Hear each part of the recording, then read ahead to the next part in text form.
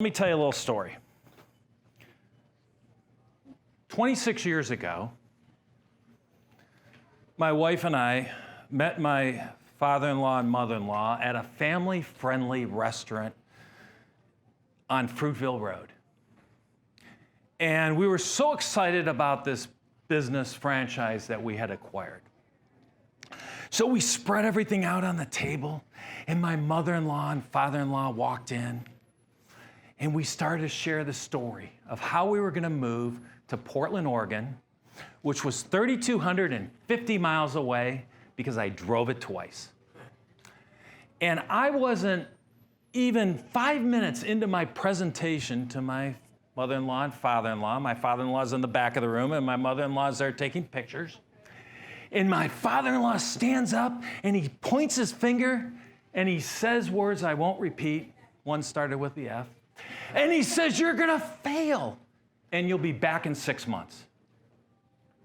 Well, he wasn't the only one that said we were going to fail. So we didn't listen to them. The moving truck shows up, all our stuff gets packed up, and 2 weeks later, a 45-foot moving van shows up at our rental home that we rented in Portland, Oregon. And I said to my wife at the time, I says, "We got to make this work, or I'll be working somewhere just to put food on the table." So this card you have, if you don't have one, I have lots of them. These are the 12 intangibles of success. And the second one is belief. Belief. You see, there's always a little voice in our head, and it's telling us, you're never going to be able to do that. You're too young, you're too old, you got a family to think of. But you know, at the end of the day, sometimes you just have to take that chance.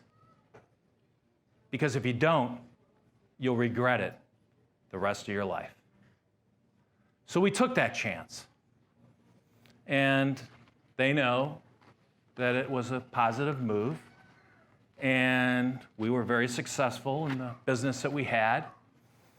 And subsequently moved to a different business. And I guess this book, a huge part of this book are stories telling you why it's okay to take that chance.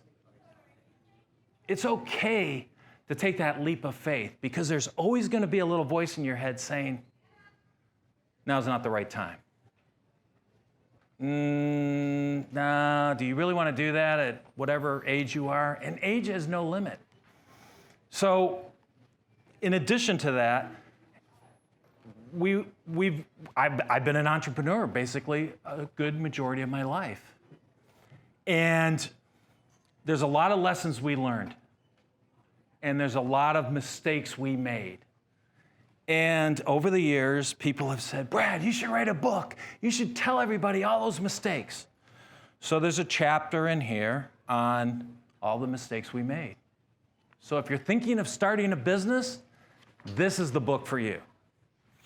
If you're thinking of working with your wife, your spouse, your significant other in business, there's a chapter dedicated to how to work with your wife.